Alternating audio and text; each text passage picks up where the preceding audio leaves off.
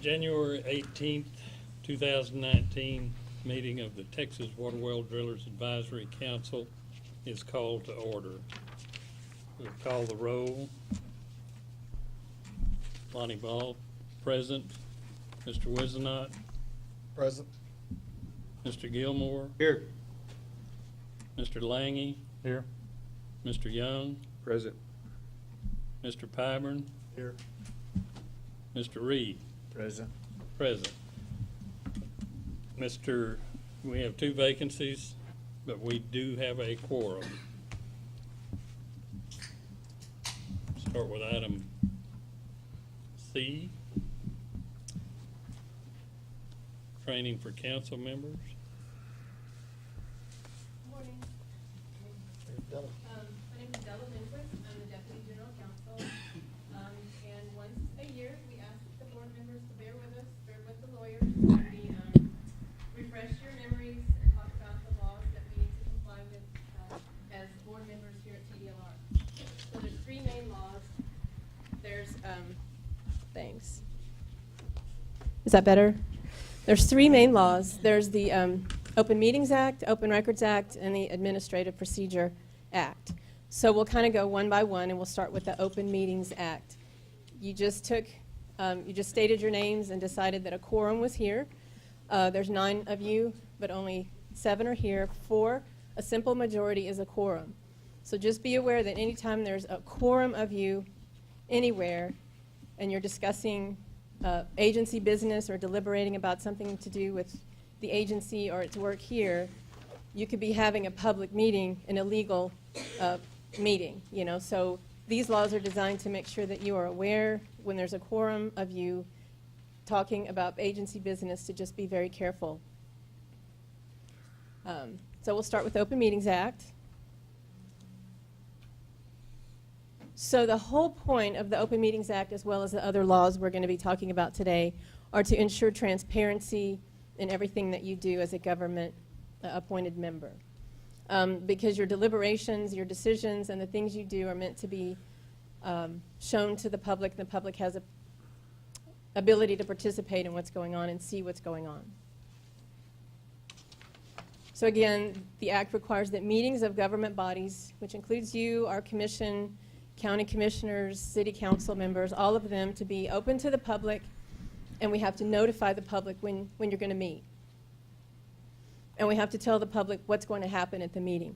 So in the agendas that you see, we have to be pretty clear and not really cloudy or vague about what the topics are going to be discussed at the meeting. So you'll see that we try to the best of our ability to put what's going to be discussed. Again, a quorum is a majority, a simple majority of the members. You can't take official action, such as to vote on something, unless a quorum of you is here. We could still have the meeting and still have some discussions, but no official act can be taken unless there's a quorum of you. A deliberation is when you discuss something, a verbal exchange. You're exchanging ideas, interacting, coming to a conclusion, that kind of thing. So that's what you need to be careful of, that you can't deliberate amongst yourselves on a government or an agency business unless you're in a public meeting. And remember, anytime a quorum of you is doing something, it could be considered a meeting. So just be careful about that. As you know, we send out the agenda, the date, time, place, and subject matter of each meeting. We have to do it because you're a state board. We have to do it 7 days before the date of the meeting. You can't deliberate or discuss anything in the meeting unless it's on the agenda. You can certainly take it up for deliberation at the next meeting or put it on the agenda, but we have to be very careful that the only things we discuss here today are what's posted on the agenda. So you may be at a water well driller or pump installer conference or some kind of other trade organization or some kind of meeting, and that's fine. You know, just beware that, again, if a quorum of you is sitting around a table and somebody starts discussing a rule or a rulemaking or something that's going on here, you have to be careful that you could still be in an illegal meeting that's not been posted for public notice. So just be careful. You're free to engage in conversation incidental to the event, but just be careful that if you start talking about agency business, such as rulemaking or something like that, just be careful.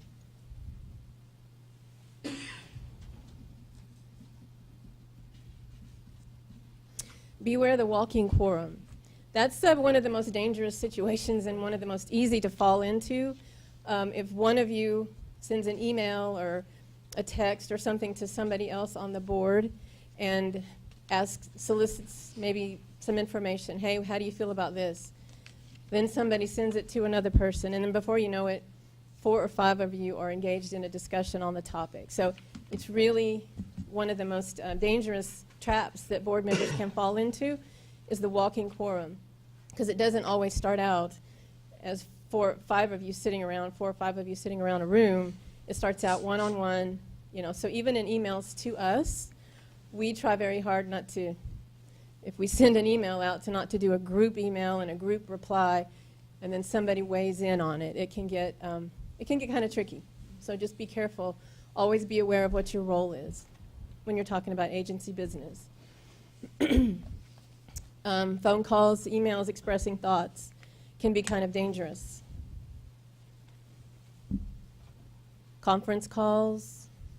Whenever we have work groups of you, we strive very hard and always make sure that we don't have a quorum of you on the work group. Or we would have to public notice of the work group meeting.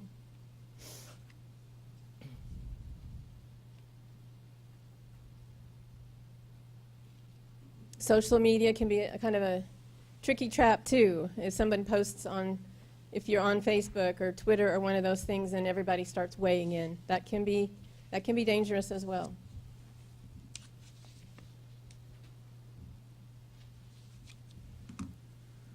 Public comment period. At each of our meetings, we have an opportunity for just a member of the public to come and speak on, pretty much address you on anything they want, limited to a certain time. Unless that item is on the agenda, you cannot engage in a conversation with them. You can certainly listen to what they have to say, maybe ask a clarifying question, what did you mean? But we can't go down the road of deliberating on that topic, as impassioned as some of the people may be, but you can agree to put it on the next meeting agenda if you so choose.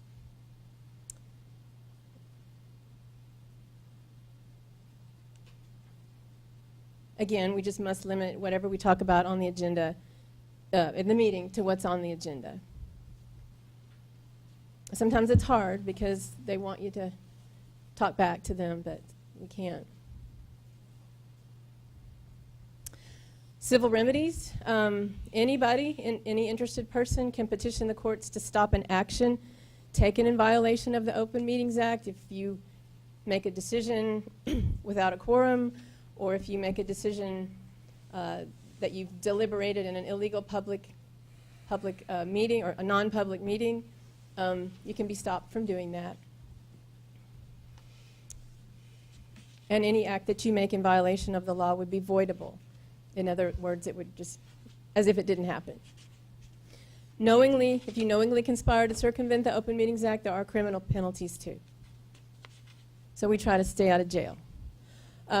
The penalties are a fine of $100 to $500, confinement in county jail for 1 to 6 months, or both. So the takeaway, just always be aware of, if you're around other board members, just be careful what you talk about when those board members are together, at least the quorum of you. And there's some additional training, exciting reading at the following link. And if you want a copy of this presentation, I'm happy to send any of this to you. The Attorney General's website is a very good resource for all of this. And that's our phone number. You know how to reach me. 512-463-3306. The next law is called the Administrative Procedure Act. It's Chapter 2001 of the Texas Government Code. It covers contested cases, and it covers rulemaking. When we make rules, if you want us to adopt, or if you want us to draft rules, we go through a certain process. We also have to give it public notice, comment, goes through the advisory board, and then back to our commission for adoption. Well, this is the law that tells us how we have to handle that rulemaking process. Here at TDLR, we use our advisory boards, like yourself, to come up with the technical knowledge and ideas for rulemaking. That's how it starts. A rule is a statement made by a state agency that implements, interprets, or prescribes law or policy. So we can't make law here. That's up to the people now in the legislature. But what we can do is when we have a statute that we work with, one of the program statutes, we need to come up with, as an agency, how to interpret that. Sometimes the law isn't always clear. What does this mean, or how do you interpret that? So a lot of our rulemaking here is interpreting what the legislators mean. We can also, by rule, describe our procedure and practice. We come up with the fees to charge for licensing, how the license gets issued, that kind of thing.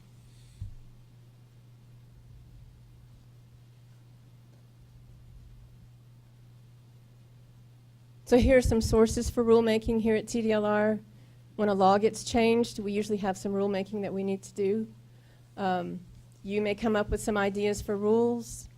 Staff may need to clean up some things in rules on our own. Every 4 years, by law, we're required to look at all of our rules and see if they're still necessary and re-adopt them. And I think the water well rule review will be coming up in 2020. And a member of the public can at any time file what's called a rule petition and ask us to change a rule, and there's a whole procedure for that.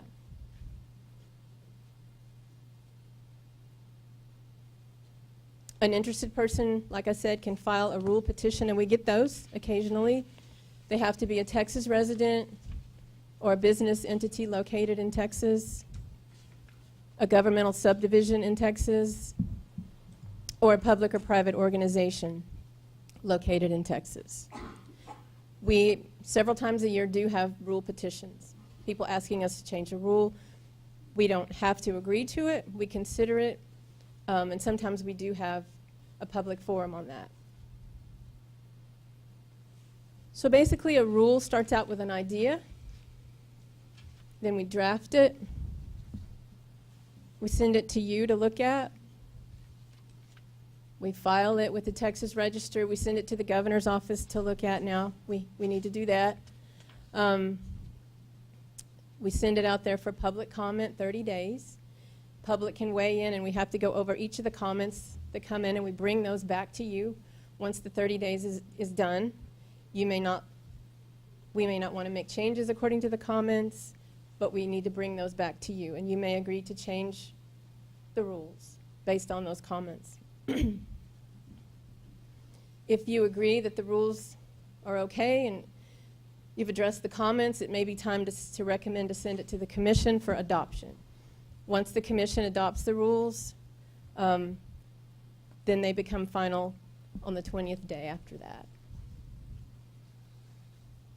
And we file the adoption in the Texas Register. Again, your program, every program is on a 4-year rule review schedule. I believe your next one is 2020. I'd have to double check. But it doesn't mean we can't do a rulemaking before that. It just means by law, you're on a rolling 4 years.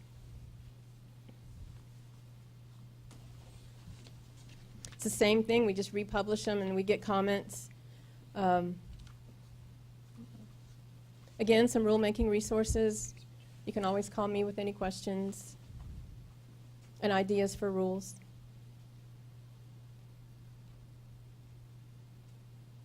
Last but not least is the Public Information Act, or also called Open Records Act. I don't know how many of you have ever tried to make an open records request of an agency or a public entity, but it's not always easy. It should be pretty transparent, and it shouldn't take all that long, but sometimes it's very difficult to get what you want. So we here at TDLR are very mindful of our timelines. The open records coordinator and attorney is in the Office of the General Counsel. And basically, we have all kinds of documents and records in this agency, included on your computer and your phone. If you are conducting agency business on your own personal device, that can be subject to an open records request. If someone wants to know every conversation, and we've had this before, every conversation the Water Well Driller Board has had with staff for the past 5 years, we would send out a request to you to turn over whatever records you have.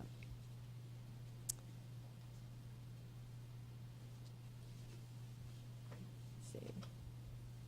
Basically, any document and information that we have here, we start with the premise that it's available to the public, but there are certain exceptions for confidentiality, certain items like Social Security numbers, personal and confidential matters that can't be disclosed by law, certain things like that. But for the most part, just about everything we have here is available to the public if they ask for it. It includes emails, electronic communications, texts, and if you're using, again, your own personal device for communicating to us about agency business, that's subject to disclosure as well. So we construe it liberally.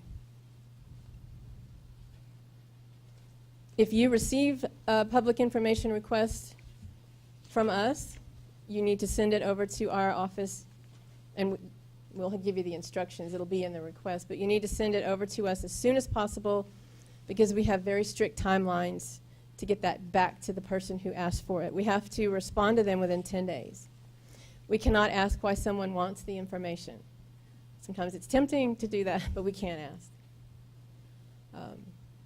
Certain information we can never disclose, we redact it. Dates of birth, personal email address, certain education type documents, HIPAA information, your medical records, your medical privacy, that kind of thing. Again, here's information about public information at the Attorney General's Open Government link.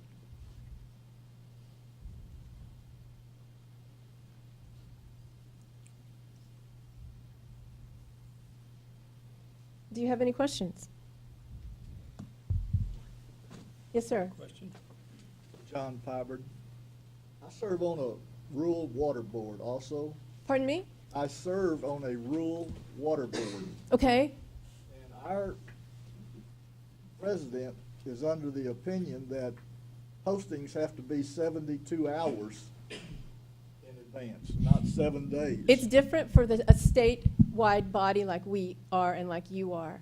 I was confused about that 2 years ago because in the APA it'll talk about 72 hours, but there's also a different section that says if you're a statewide body that covers the whole state, not just a city or a county, it's 7 days. Okay, thank you. Don't want to start a fight with you and your your people.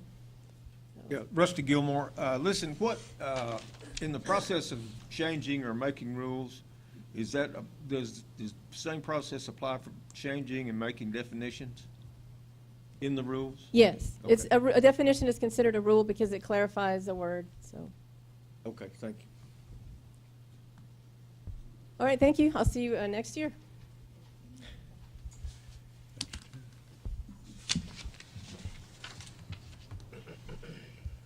Okay, move on to the approval of the minutes. Has everyone had a chance to look at the minutes of the last meeting?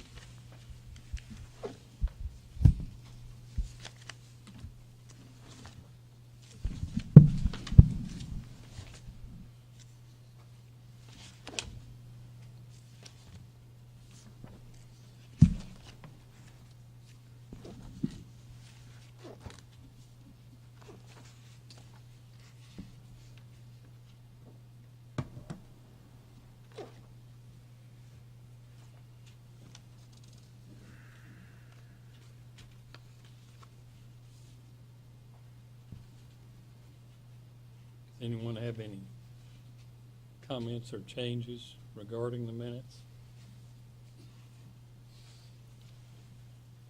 I'll make a motion, we approve them. Second it. Motion by Mr. Lange, second by Mr. Reed.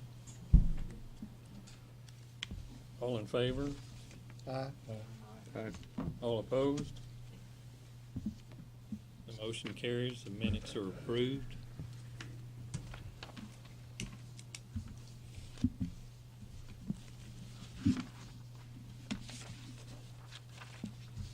A public comment. Mr. Russell?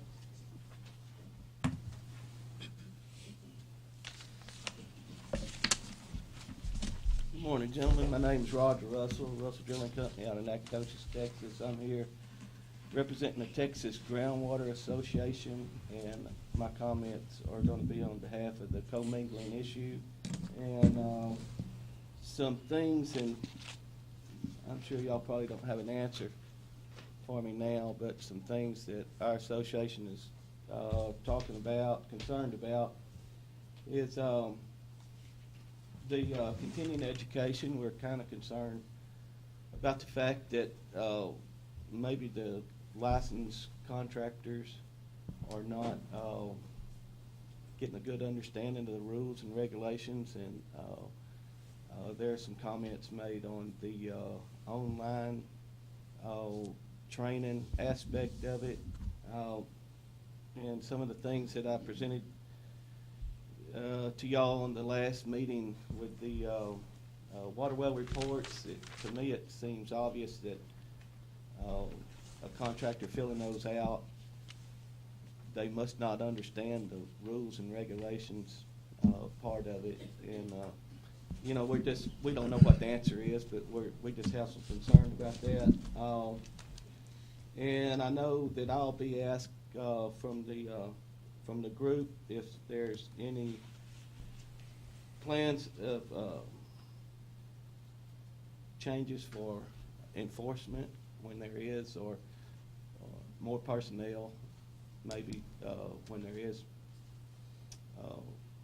regulations that's not being followed. And our other comment is how we could help as an association. And that's basically it for what I have.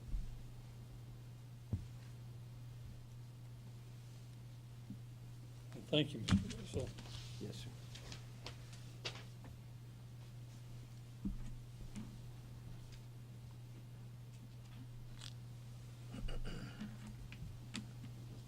Staff reports, the licensing division.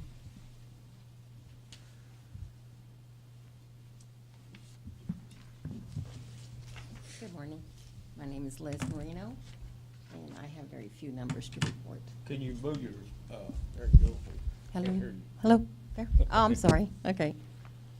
I just have a few numbers to report. For the fiscal year of 18, we had 63 new licenses issued. We had a total of 1,647 renewed licenses for a population of 1,737, and that's for the water well pump installer. And then for the water well pump installer apprentice license, we had a total of 215 new licenses issued, 287 renewed licenses issued, with a total population of 519. That's all I have. Any questions? Anyone have any questions? No, thank you. Thank you.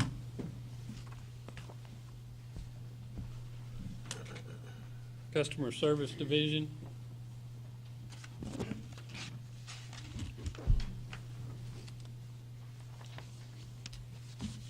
Good morning. Irma Mendoza with the Customer Services for the Water Well Program. You have the report of the stats based on emails and calls for the 3 months of the fiscal year of 2019. And for November, it kind of was a little slow for us, and that's all I have for you right now, unless you have any questions for me. Any questions from the council members? I think November was pretty wet, nobody doing anything, huh? Mm-hmm. Okay, thank you. You're welcome. Enforcement division. Good morning. My name is Tony Reed. We provided the statistics for cases. so far this year, 21 have been opened, 8 have been disposed of, and the rest are in investigation.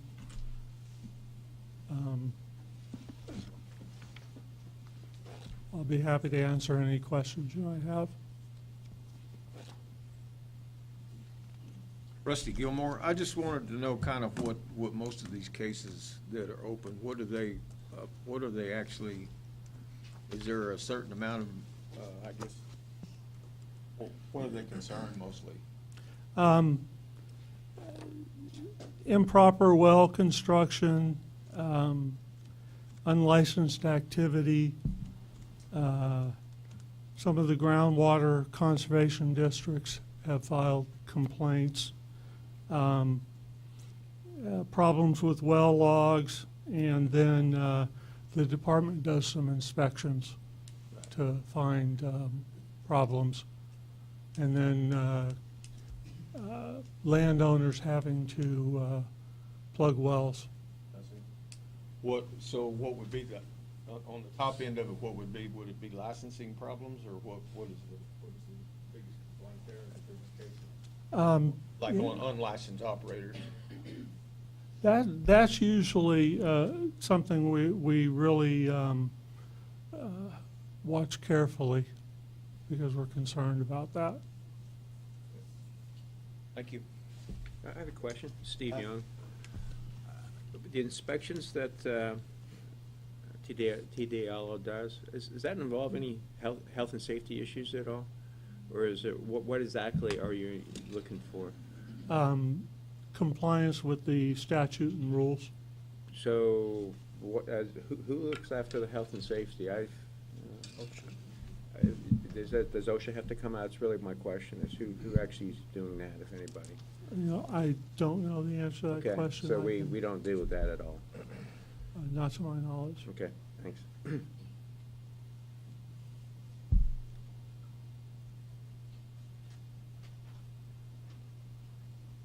Mr. Piper? Yes, I have more of a statement probably than a question, but I notice on total collections for the TDLR, the percentage is near 50% on 2018. On the water well drillers, it's less than 10. What could you attribute that to? I mean, how do we go about collecting the major part of the fines? Usually when there are uncollected fines, it's someone who has lost their license, didn't have a license, or has given up their license. And so they don't have much of an incentive to pay their fines. So what we're saying is if a person operates illegally without a license, the odds are we're not going to be able to enforce our rules on them. We can enforce the rules. We can do cease and desist orders. We can prevent them from unlicensed activity. It gets a little more difficult to get money out of them. It can go to the Attorney General for collections. But mostly collections are on legitimate people with a license that made a mistake, and they pay their fine. Pretty much. Pretty much the program? Yes, sir. And I'll jump in. This is Della Lindquist, Deputy General Counsel. To kind of dovetail on what Tony's saying is when fines are not paid, when an administrative penalty is assessed and not paid, those come to the General Counsel's office. So our division has a team of people that work in, we do collections. We do some collections on our own if people call in and want to get on a payment plan. Below a certain threshold, we send them to an actual collection agency. Above a certain threshold, we send them to the Office of the Attorney General to collect. Like Tony said, you know, some people just, you know, thumb their nose and say, well, you know, I'm not going to pay. Pursuant to your request and a need, what we can do is take these to the Office of the Attorney General Administrative Law or Litigation Division for injunctive relief, which means it's a court order from a district court that basically hauls them into court if they don't pay and throws them in jail. So we are in process with that. If they're in contempt of court and don't do what they're supposed to do, the injunctive order would stop them from working. You know, because some of these people are repeat offenders. We have a few of those. And so pursuant to what you wanted to do at the last meeting and what we have done in the Office of the General Counsel, and we've spoken to the Attorney General's office to work out a plan and a pathway to send some of these recidivists. You know, we have to make sure that there's current unlicensed activity. You know, it has to be sort of a imminent sort of threat right now. You can't just have a 5-year-old case and give it to them. There has to be some showing that they're still doing it, even though we've made repeated efforts to stop them. The Attorney General's office has agreed to work with us to issue these injunctive type cases, and it's where a court says, stop immediately, and they issue that order. They have a hearing.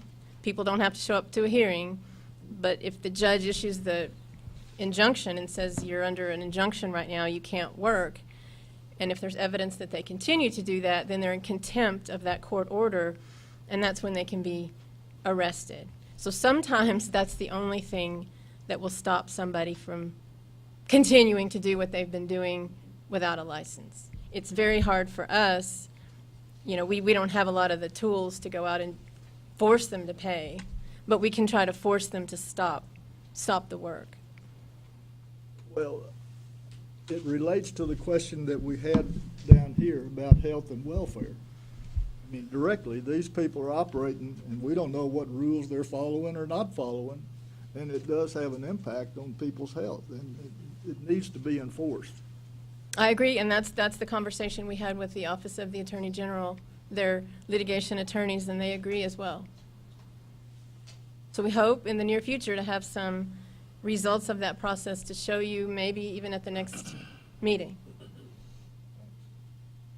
May I ask what that threshold is before it goes to the Attorney General? I believe it's $2,000 and less that goes to MSB, which is our collection agency, and I'm sorry, I should know that number, but I believe it's $2,000 or less. I can get you that number before the end of the meeting for sure.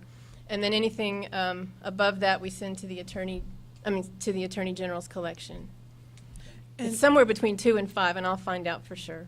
And Mary Winston, TDLR, because we are limited by our box of rules, so to speak, it's really wonderful that our, based on our council members' requests and discussion with the profession, that our Office of General Counsel has reached out to. We already had in place collections and a collection limit and when it goes to the Attorney General's office. But to actually get a process in place to address recidivism, because we are limited and we're going to the Attorney General's office who has more authority. And so we're doing what we can to reach out, even though we can't lock anybody up. We go to the Attorney General, eventually can go to district court. And so with all the state government agencies working together, we're doing more. We just need to be sure we have a deterrent Yes. to prevent those people Yes. that are operating without a license. Yes, definitely. Any further questions from the council members?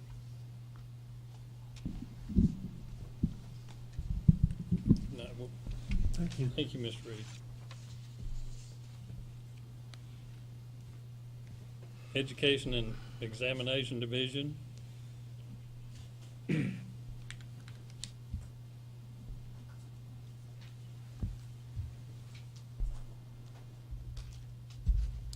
Good morning. I'm Fanny Pringle with Education Examination.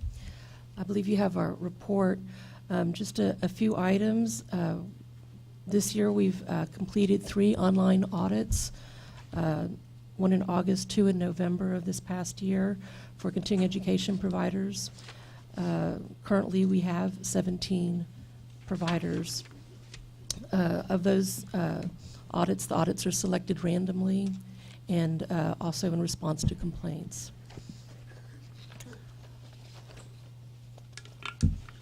We have our examination statistics for the quarter. as well as our continuing education and curriculum statistics.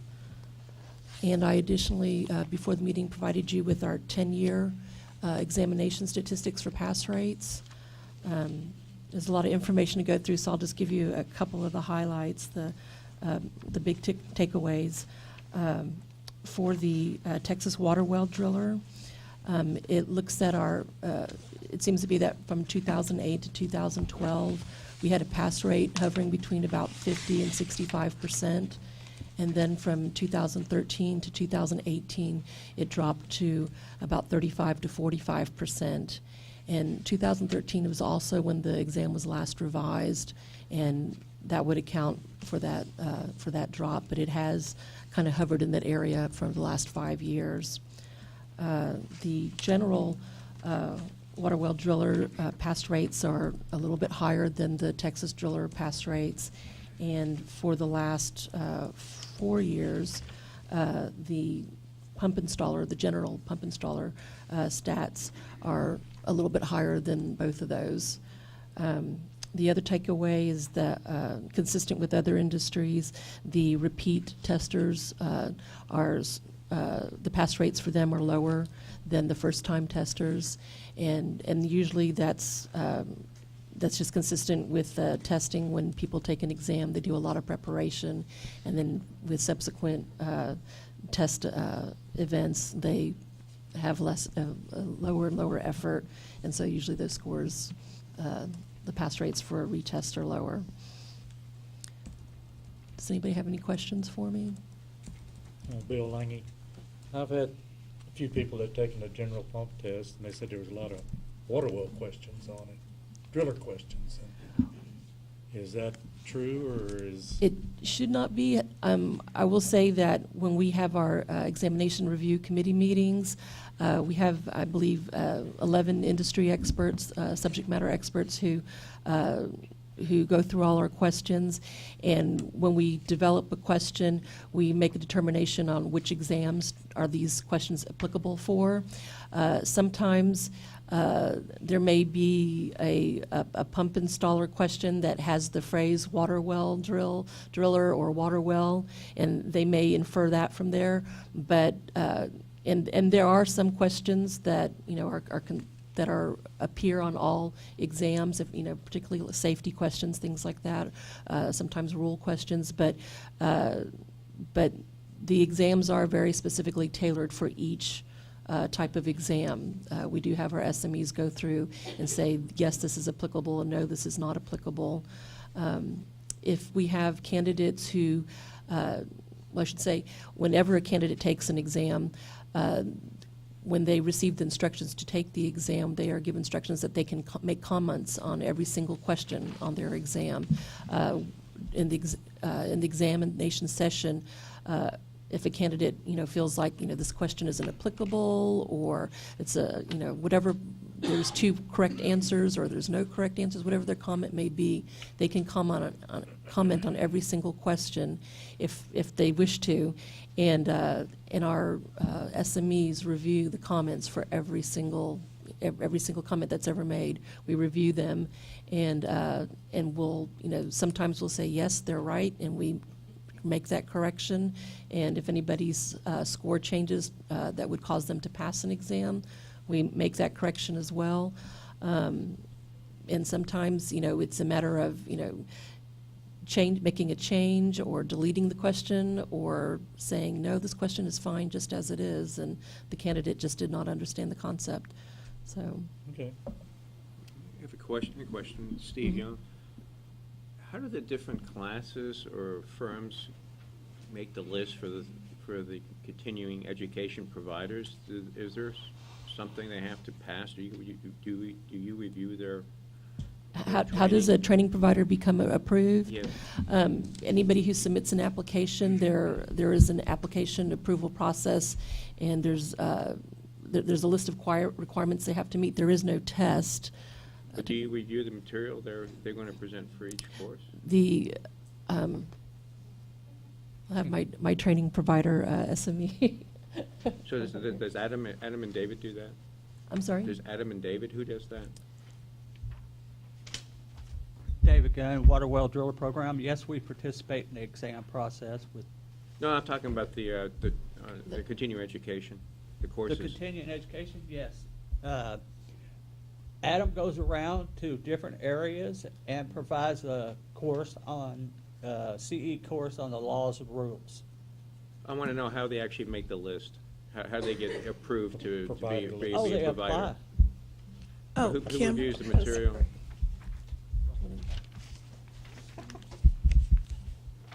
Good morning. I'm Kim Witt with Education Examination. The provider has to submit a course application for course approval, so they're going to submit their course application and the material, and we're going to review it based upon what the rules require to be in the course. And then we approve that, and it's automatically posted on the website. Okay, great. Okay?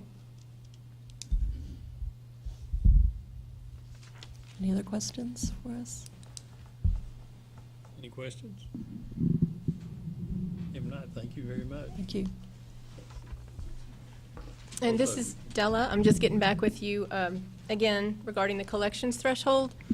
4,999 and less will go to MSB, which is a collections agency here in Austin. Anything 5,000 and above goes to the Office of the Attorney General for their collection process. How is that limit I'm sorry, Ray Reed. How is that limit determined? We discussed that with the OAG and MSB. Wasn't privy to all of those discussions, but it's with a negotiation between the agency and the people who do the collections.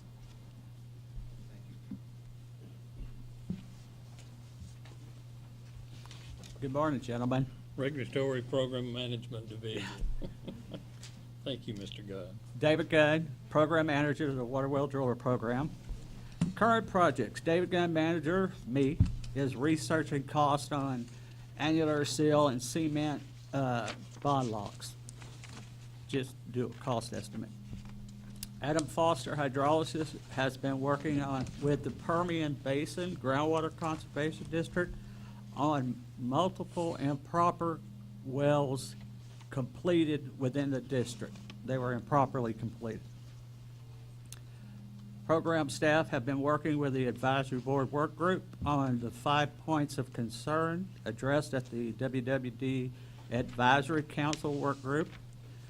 The consensus was to bring to the advisory council degradation and sealing off multiple aquifers or zones, possibly reviewing the rules to decide if we need to add anything, new requirements.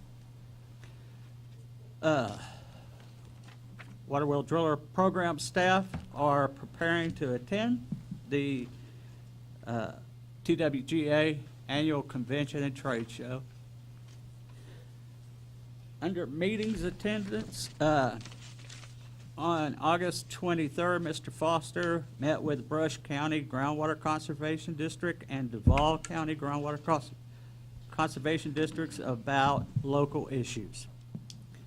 On August 29th, program staff attended the Texas Groundwater Summit meeting. Mr. Foster gave a presentation on co-mingling. September the 5th, 2018, I attended the Texas Groundwater Protection Committee groundwater issues and public outreach subcommittee meetings. On September 25th, Mr. Foster met with Brazoria County GCD about local issues. On October 16th, program staff met with Elizabeth Strittmatter with the General Counsel's Office to discuss injunctive relief on abandoned well cases and selected a couple of test cases to run through the AG's office. On the 18th, Mr. Foster attended the Texas Water Conservation Association fall meeting and gave a presentation on commingling of aquifers with Amanda from Russ County Groundwater Conservation District. On October the 19th, Mr. Foster provided training to the Edwards Aquifer Authority staff. on our inspection techniques. On November 13th, Mr. Foster provided training to staff at Panhandle Groundwater Conservation District, North Plains Groundwater Conservation District, Mesquite GCD, and Hip Hill County GCD. Under field activities, since the last meeting, the program has performed 59 random inspections, 26 lead investigations, 7 consumer complaints, and 22 abandoned well investigations. Also, since the last meeting, I've issued 16 variances. That concludes staff report. Do you have any questions?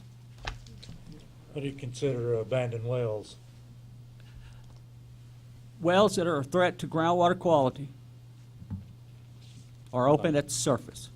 No cap on them? And No cap, maybe annular seal missing, no pad, whatever. If something can get down beside the casing, it's considered an abandoned well. Only if it could cause not degradation, but contamination of groundwater. Steve Young, I have a follow-up on that question. What are you talking to the AG about for the abandoned wells in particular? Why are they? Injunctive relief on, Okay. We've had a few landowners that did not respond to us after we sent the 180-day notice and then sent it to enforcement, and enforcement wasn't responded to, or they just refused to do anything. We sent that to the general counsel's office to get injunctive relief against these people that are not plugging their wells, because those wells need to be plugged. How many were there? Did you present all the cases or just a few No, test we just cases? chose a few to start off with as test cases. Okay, great. This is Della in General Counsel's office. It's a little tricky because technically we don't regulate landowners, but as you know, there's a part of here in the law that does require them to complete, fix, and plug and all that if there's abandoned or deteriorated wells. And so we do have some authority to require them to do that, and sometimes, again, they don't. So these are, again, a kind of a subset of the cases that we've taken to the Attorney General's office to explore injunctive relief even on a landowner to get them to do what they need to do, which is a little different than the water well driller, but it's still in the big picture a water quality issue. So. Has that been helpful so far? Has any cases been resolved? No, not yet. We're waiting on them. We just started this process. David, Rusty Gilmore. Hey, listen, just kind of want to know, when Adam goes up and does training for, say, groundwater districts, what's the subject matter of that training? Laws and rules, and we actually show them how we inspect wells. When we do inspect wells, we go out, measure them, make sure they're in the proper location. Actually, if we can, we dig them up to about 2 or 3 feet, whatever we can get to, and see if there's cement. Believe it or not, we dig them up, we almost lose a shovel in them sometimes. And so they get wrote up then and sent to enforcement for improper completion. Follow up a little bit on that too. I noticed here that Adam has given some training or held some discussion on commingling. What's the position on his when he goes and gives those presentations on commingling? What does that cover? David Gunn, it covers the current rules, how they are written. He presents them. He has some slideshows, PowerPoint presentation that he gives, shows them how a well must be completed if it encounters other quality water, then, if you have two zones, one upper zone is not fresh water, but let's say high TDS, and the lower zone is freshwater. Well, you can't allow that high TDS water to get down into the fresh, or it'll ruin it, lower the quality of it. So we recommend, well, actually the rules require that you seal off that fresh water from that upper zone. And that's part of the information he's provided. Thank you. With diagrams.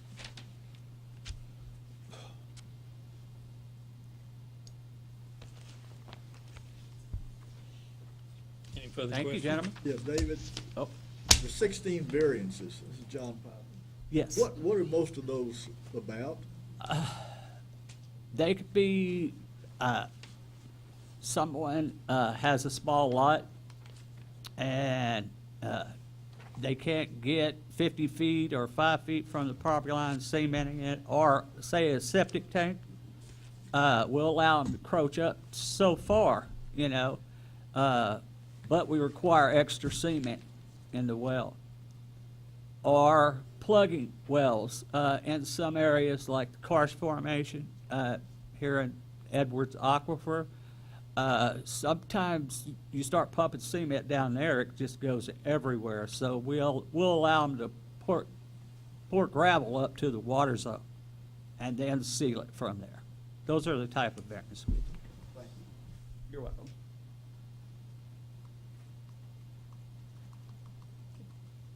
Thank you, David. Okay, thank Any you. other questions? Thank you. Thanks a lot.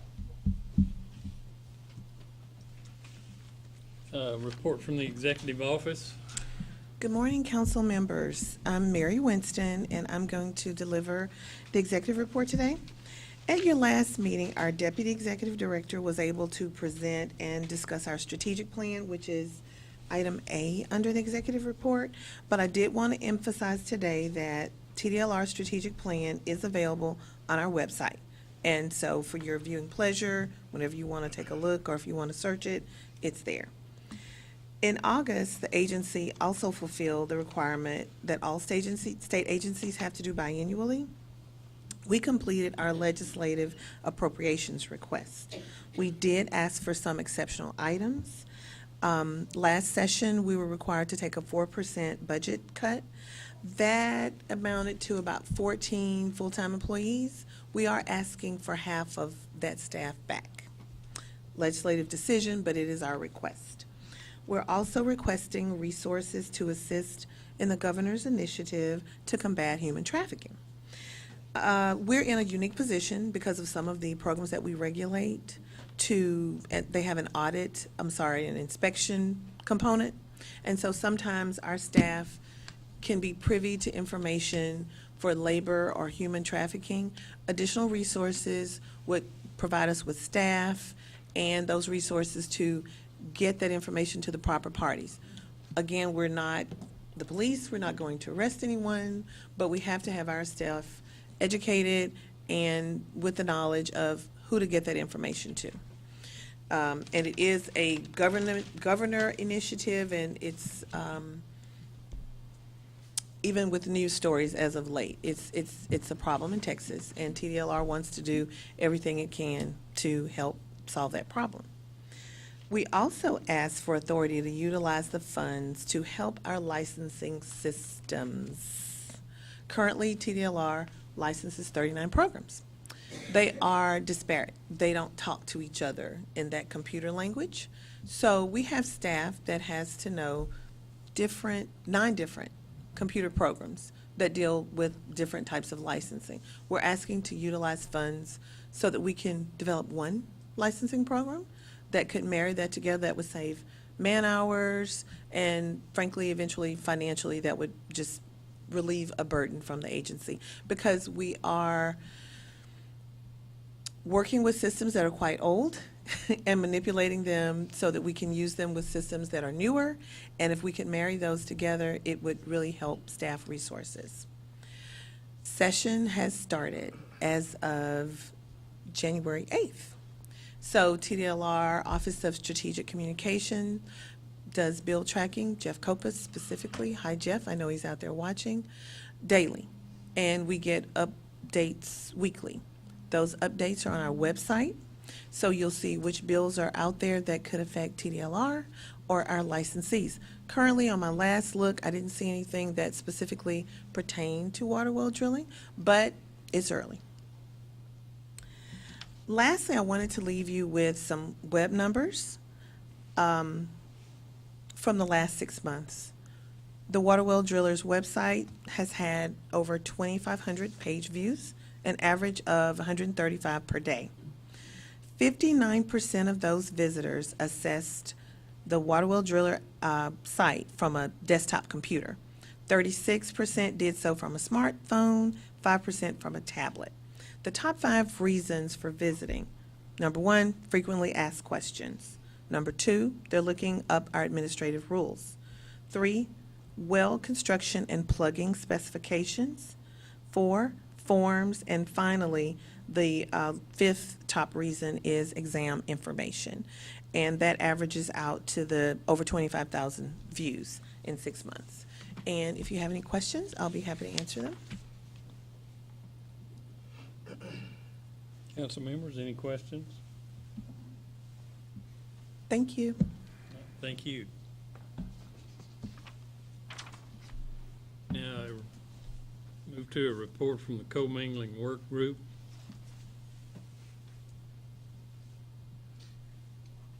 Guess that'd be me. Ray Reed, work group held a meeting on November the 8th, 2018. During the meeting, the work group discussed five discussion items submitted at the summit meeting. At the meeting, David Gunn, program manager, brought up the first item to be discussed, which was to consider defining degradation. There was a lot of discussion on degradation. The discussion led to the suggestion that TDLR change the rules on commingling to define degradation.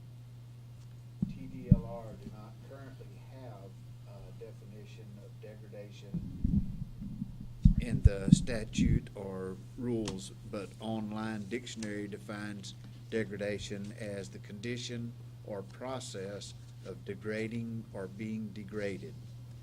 Degraded as defined as lower the character or quality of.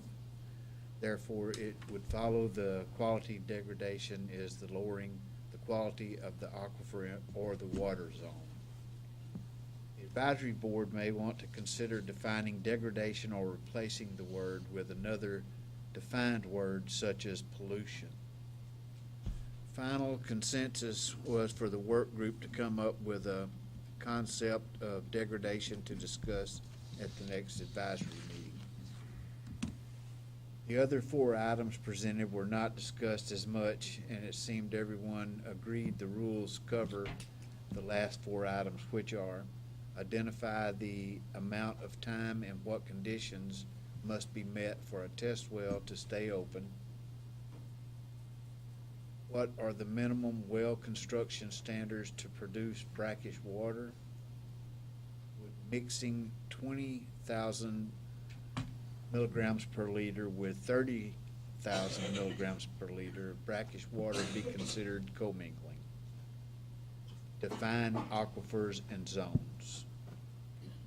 There was some discussion about the amount of time a test well should be allowed to remain open, but from a consensus, the current rules were sufficient.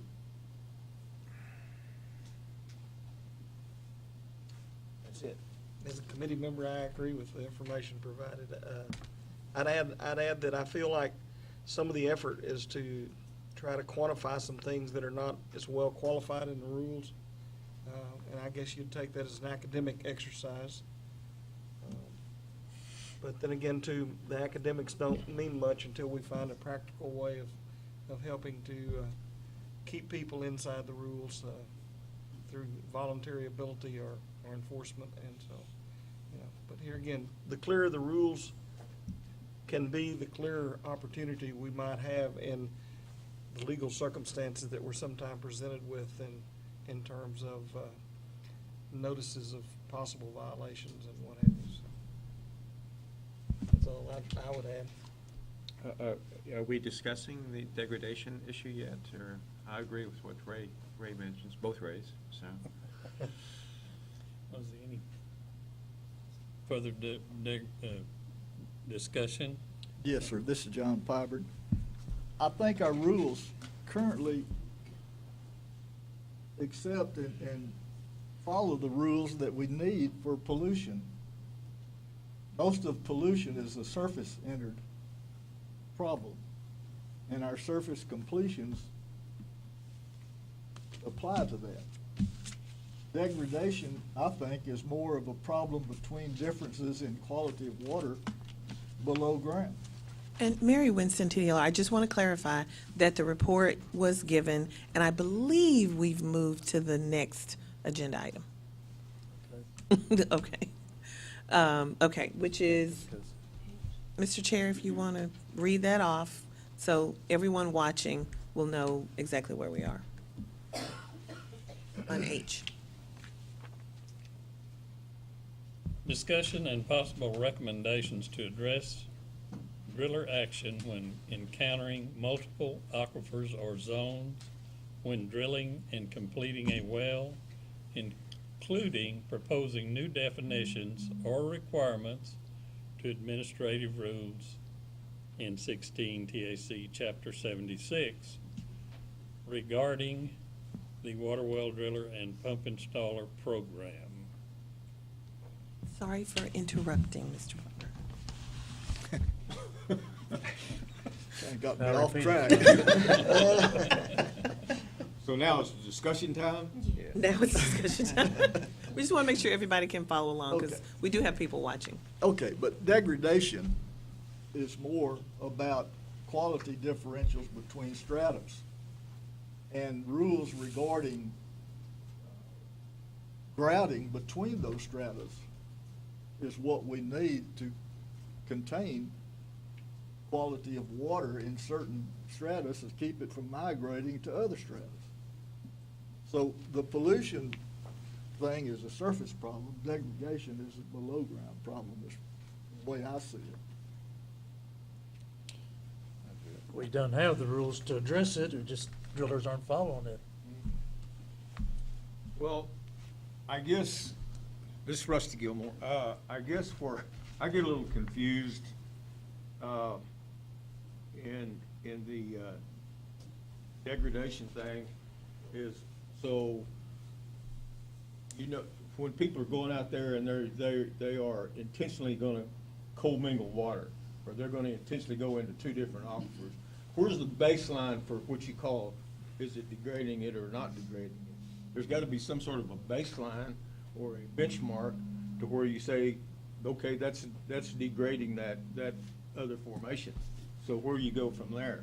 I was looking down here at item 3, and it said, would mixing 20,000 milligrams per liter to 30,000 milligrams per liter of brackish water be considered commingling? So we got commingling in there. That shouldn't even be in that sentence, I don't think. Commingling is an act of mixing two different aquifers, not, it's not a baseline. See what I'm saying?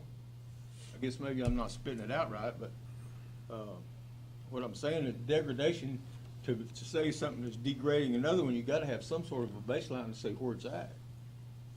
So, I'd like to comment on that, Steve Young.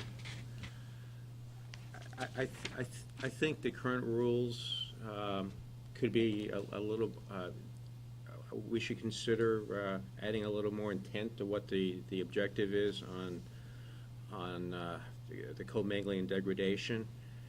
And, you know, it's going to be very difficult to actually put numerical numbers out there. I think it'd be impossible given all the combinations and all the different varieties of uses of groundwater across the state and the different conditions. But I think I would suggest we kind of move it forward, and you know, we had talked about it in the committee, I was in the committee, to talk about the intended use of what that water is, and if you were to mix two zones and somehow degrade it enough to affect and the use of that water, I think is one objectives we could consider. I think the Groundwater Pollution Committee, considers that, and the same thing with Subchapter J. And we had put forth some ideas, and I'll read through a sentence that is pretty much a straw man. But it said that degradation, defining as the alteration of groundwater quality that will prevent its present or intended use, impairs its potential use, or create a public health hazard.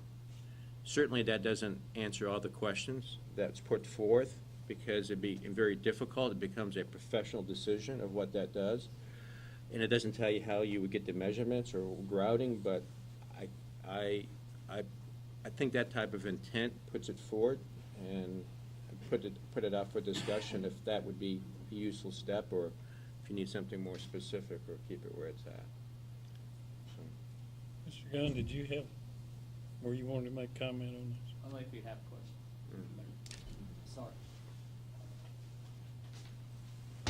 But, David Gunn, only if you have questions.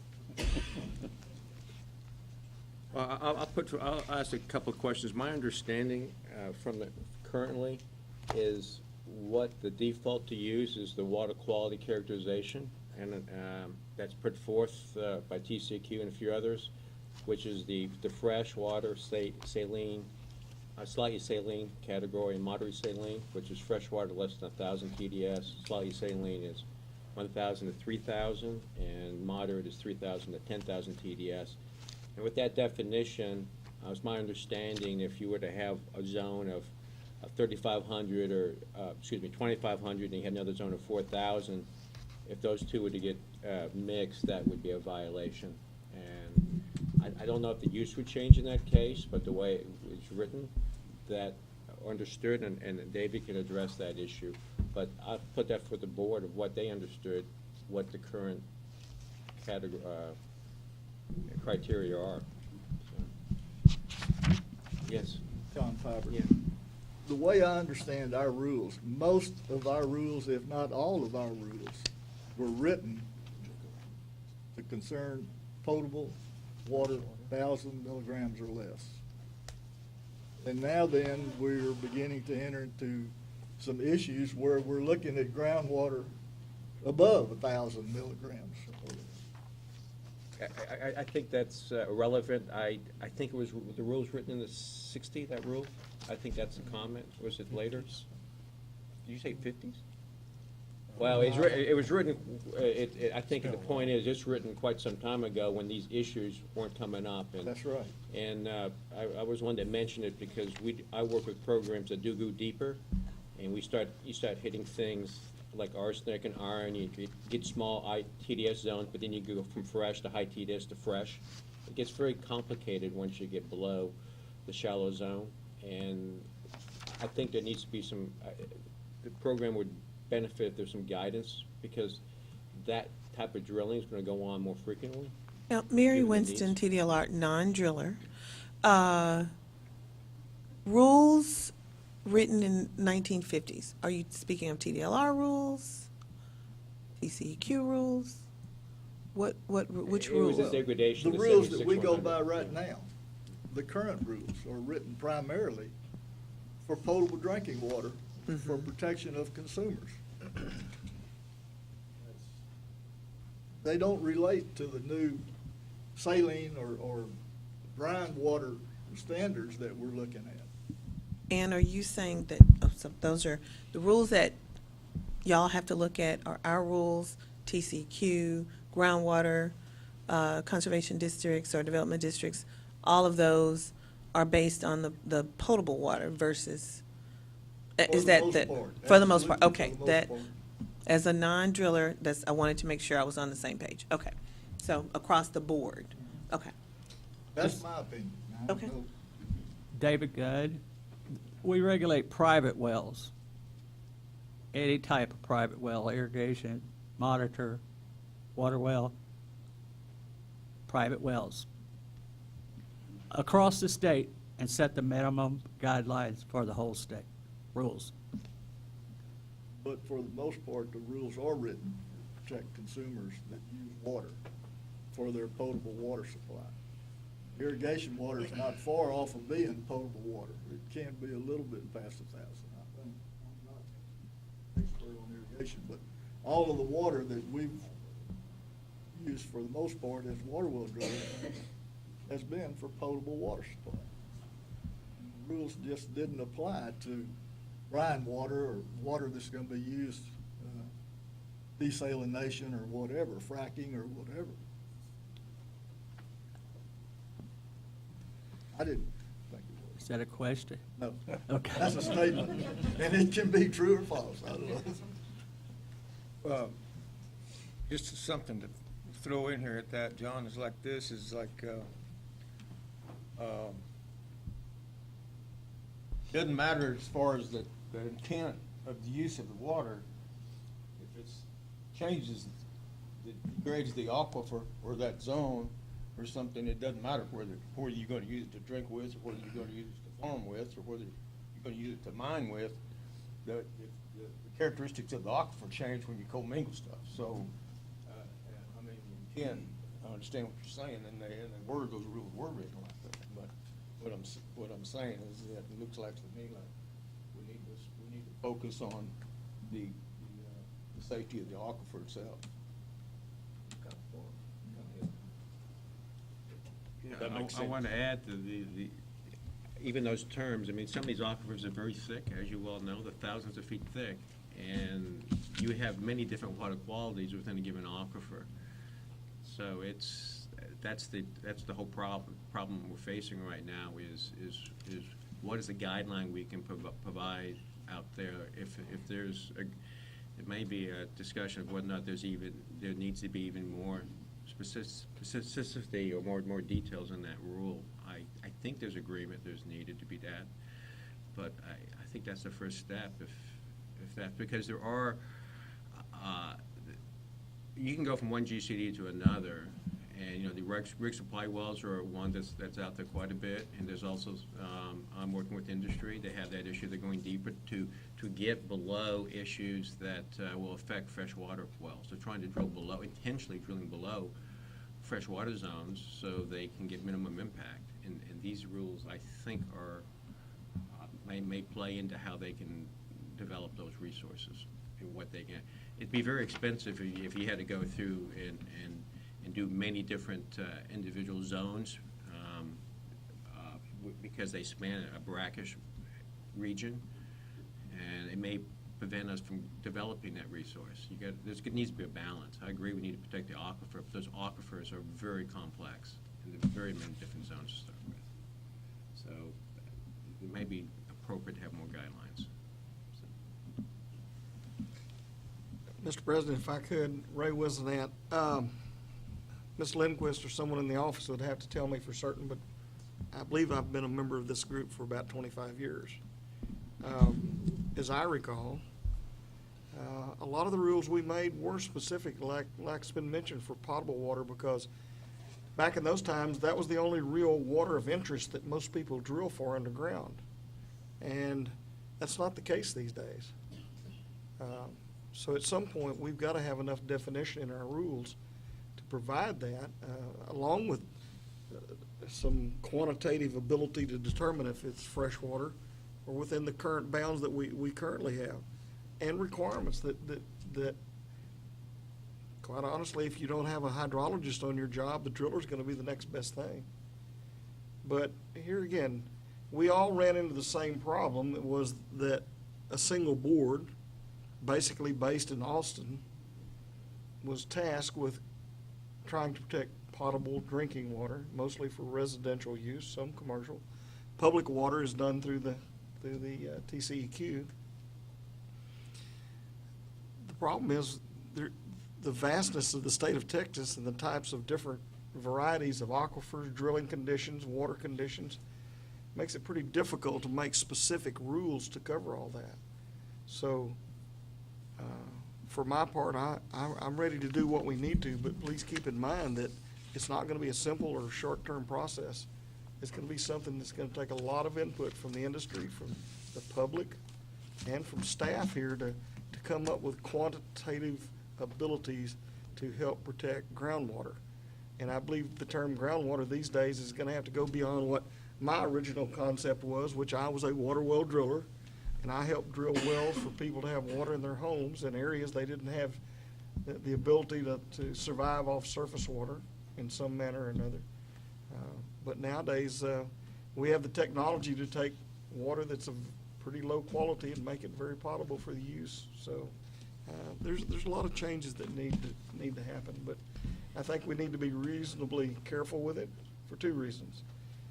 First of all, if you wind up trying to enforce it and you don't have enough definition, our lawyers are going to find themselves at a loss. That means the citizens of Texas find themselves at a loss, and the real objective we had didn't get accomplished. So, And this is Della Lindquist. I agree, and it does seem like, and this happens sometimes in our programs, the world moves on beyond the technology and everything, and the organizations and the businesses move on past maybe what an older statute and set of rules may contemplate. Like you said, if the statute and if the rules were designed primarily for potable water, domestic use, personal use, but the definition of a water well and the definition of a water well driller is very broad.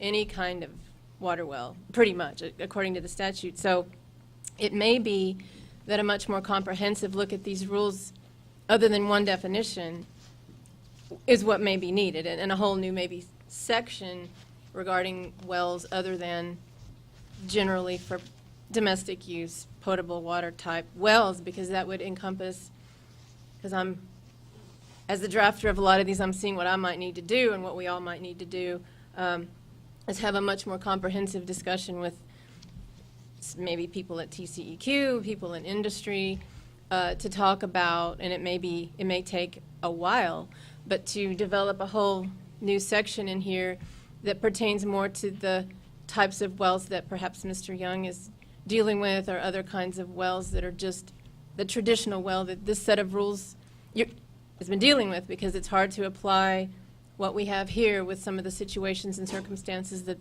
are happening now. But I think it's a very good idea to explore if what's here isn't really working for some things that are happening out there. But I think it's going to be much more than one definition.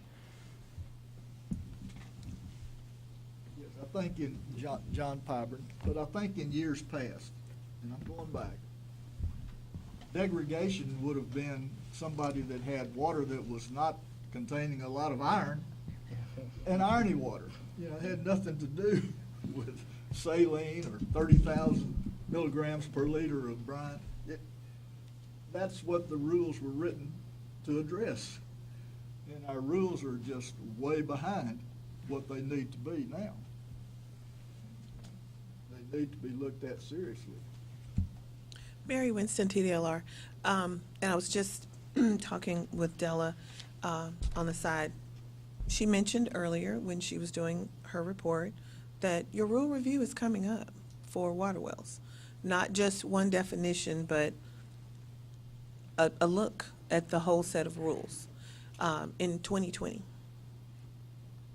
We have just started 2019, but from what I'm hearing, everybody's ready for another look, and one rule change is not going to get it.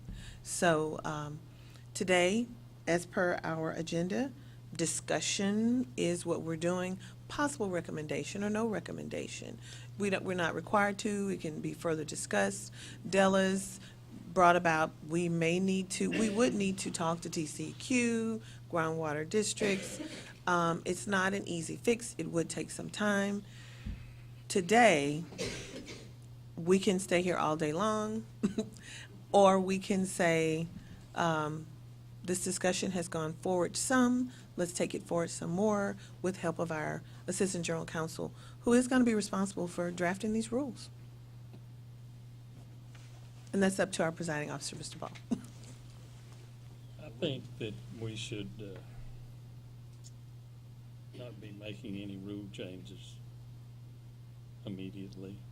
It would have to take a lot of discussion about any of this if it ever comes to fruition. But I don't think this is the time and place that we need to be trying to change a rule.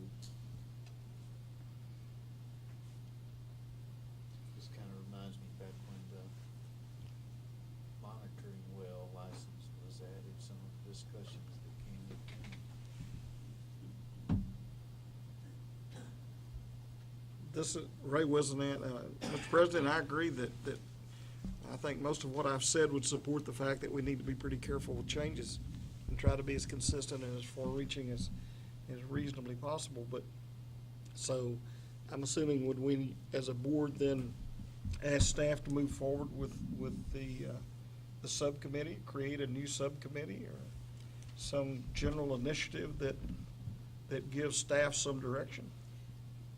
Now, Mary Winston again. Unfortunately, on the agenda, because we have to notice everything, we can't just start a subcommittee. Staff works all the time.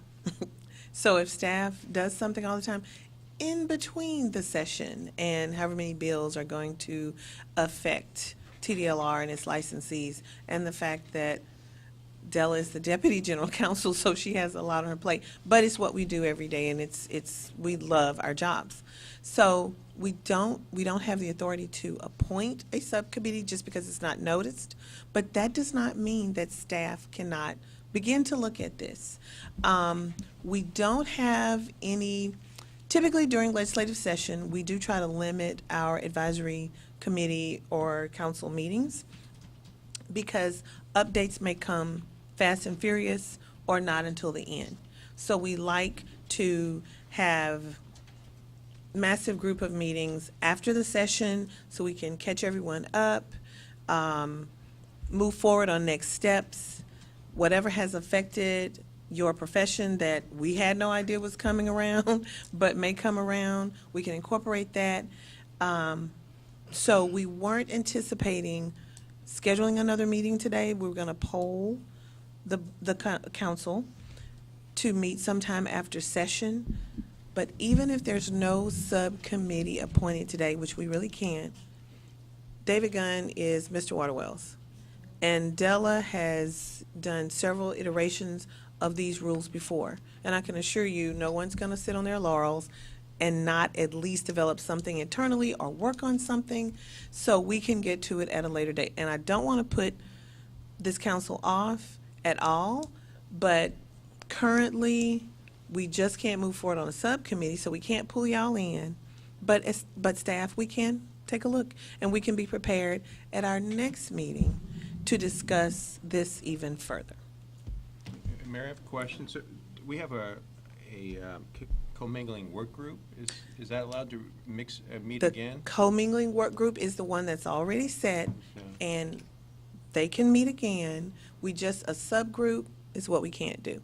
We can have further discussion. I can't remember, well, I wasn't here. Did y'all come in? Did you call in?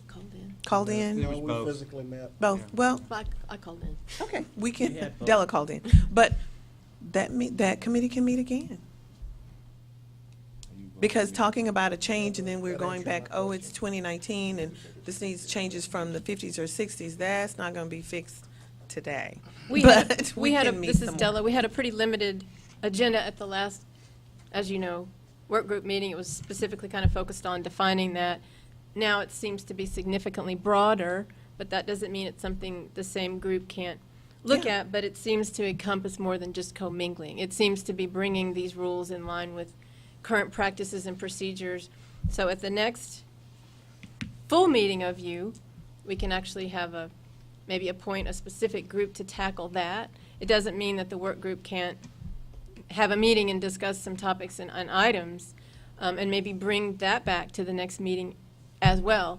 But it seems to me that a much more comprehensive review of these rules would be in order at the to appoint a group at the next meeting to maybe start a possibly year-long process of developing a whole new, bringing these rules into the 21st century. And it appears, Mr. Young, talking about a subgroup, that it's such a broad issue or so many issues that we haven't defined even what that subgroup would be. So if the commingling group could meet again and determine issues that could be placed under subgroup or subgroups, that would be helpful. Because, you know, what's that old saying, how to eat an elephant one bite at a time? We don't even have a fork yet. We just know it's a big elephant. Ray Wisenant, thank you for that explanation. And so what I'm going to ask a question, And the question would be, what is your current consideration for the next meeting date for the advisory council after the legislative session? Well, we are actually setting up June meetings because that would be right after session. But this early out, we don't typically ask you to commit. We try to call you 2-3 months ahead of that time to kind of get a time frame. And so, but that's what we're looking at. Thank you. The other thing that I would ask is if we were going to consider some rule changes, it's my understanding that during the state fiscal period of 2021 is when we would actually do that. Is that correct? It just depends, but more than likely, yes, 2020 at least, because it would be, it might not even start until September of Correct. 2019, which begins fiscal year 2020. Okay, that's right. It would Yeah. begin that year, so, okay. All right. Thank you.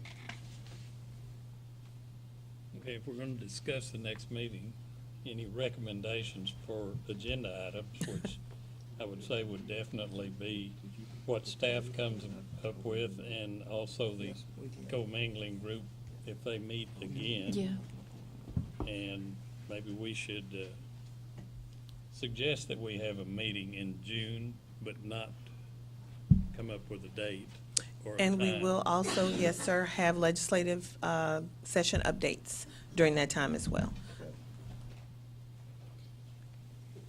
All right. Can we discuss a time for the work group meeting? David, good. I'll be sending an email out for a follow-up on it to get your all input Thank from you. the work group. Thank you, David. Okay, then we'll move on. We'll pass over the discussion of date and time and location for the next council meeting and move to adjournment. Sounds good. We are adjourned.